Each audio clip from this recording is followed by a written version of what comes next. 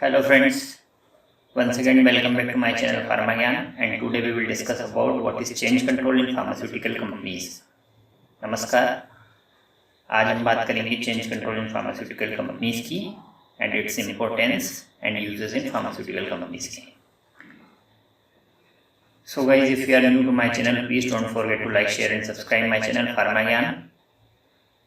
Let's continue the video. So what is change control? Change control क्या होता है? Change control क्या होता है उसे समझने से पहले हमें ये समझना होगा कि चेंज क्या होता है. अगर कोई भी प्रोसीजर है या फिर कोई भी इक्विपमेंट या प्रोसेस है, उसमें अगर कोई चेंजेस करने होते हैं तो वो हमारा चेंज होता है. मतलब एक मॉडिफिकेशन अगर हमें करना है किसी इक्विपमेंट, प्रोसेस या फिर प्रोसीजर या कोई सा भी डॉक्यूमेंट है, तो वो सभी हमारे चेंजेस कहलाते हैं, modification. So what is change? A modification of any equipment, process, procedure और whatever it is. So what is change control? Change control क्या होता है? A change control is a formal system by which qualified representatives of an appropriate discipline review proposed or actual changes that might affect a validated status. The intent is to determine the need for the action that would ensure that the system is maintained in a validated state. So what is change control? Change control में क्या होता है कि सभी department के qualified personnels होते हैं जो उस पर्टिकुलर चेंज को, जिस भी डॉक्यूमेंट में हमने चेंज किया है, डॉक्यूमेंट हो या इक्विपमेंट हो या प्रोसेस हो या प्रोसीजर हो, प्रोटोकॉल एटसेट्रा, कुछ भी हो जिसमें भी हमने चेंज किया है और उसके लिए हमने चेंज कंट्रोल इनिशिएट किया है. चेंज कंट्रोल एक डॉक्यूमेंट होता है, तो उस डॉक्यूमेंट में या फिर उस पर्टिकुलर चेंज में चेंज करने से क्या क्या इम्पैक्ट हमारा हो सकता है, अदर जो भी हमारी प्रोसीजर्स हैं, प्रोसेस है, इक्विपमेंट है, उस पर क्या इम्पैक्ट हो सकता है, हमारी फैसिलिटी पे क्या इम्पैक्ट हो सकता है, वो सभी उसका इम्पैक्ट असेसमेंट करने के लिए डिफरेंट डिपार्टमेंट से क्वालिफाइड पर्सनल्स होते हैं.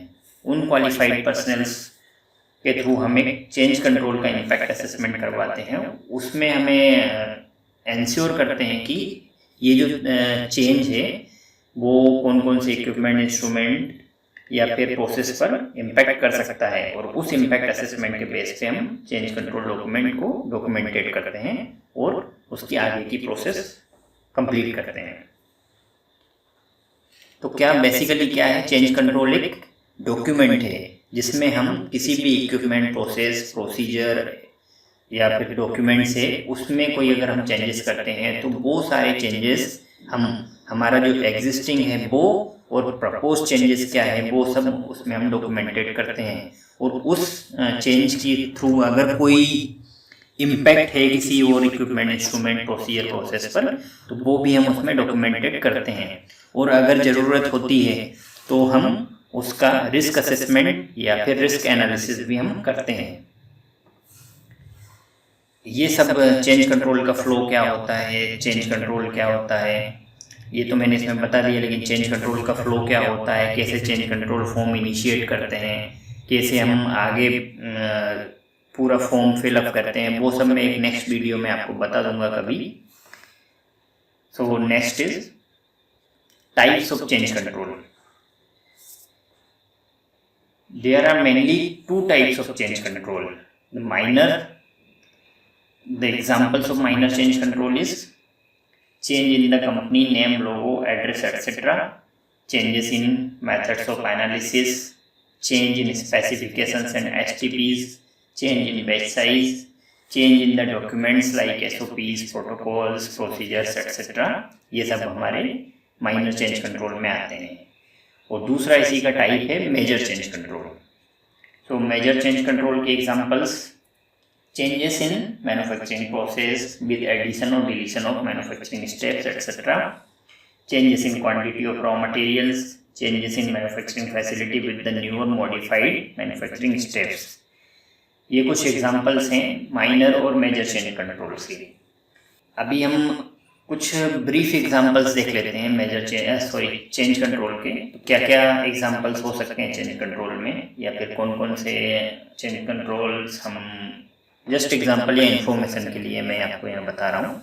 जैसे changes in process, change in equipment instrument, change in documents like SOPs, STPs, protocols, etc., change in facility, change in utilities, change in batch size, manufacturing steps, changes in APIs, raw materials, changes in critical process parameters, changes in specifications, change in hardware or software or computerized systems, vendor change, any other changes which may have direct or indirect impact on product quality must be documented as per SOP.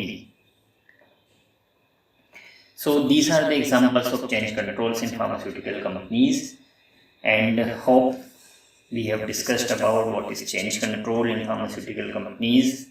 You understood clearly. If you have any queries related to change control and about how to initiate a change control and its procedure including documentation, let me know, and please comment your suggestions in comment box. Thanks for watching Pharmagyan. Please don't forget to like, share and subscribe my channel Pharmagyan.